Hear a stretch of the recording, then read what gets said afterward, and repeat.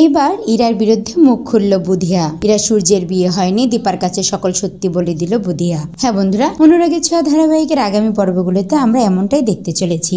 তবলা বুধিয়াকে দীপার সামনে নিয়ে আসে। দীপা বুধিয়াকে জিজ্ঞেস করে সূর্য আর ইরার সম্পর্কটা কেমন ছিল।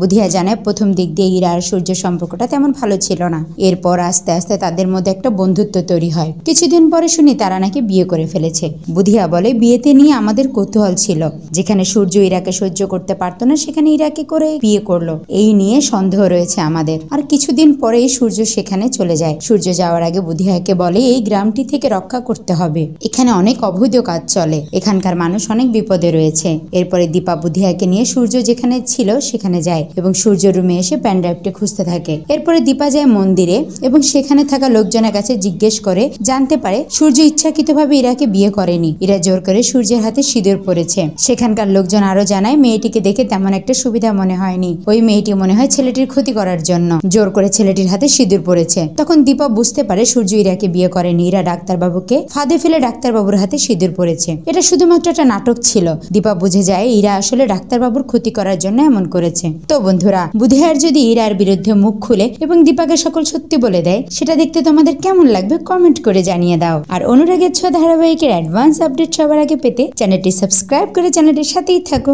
ধন্যবাদ সবাইকে।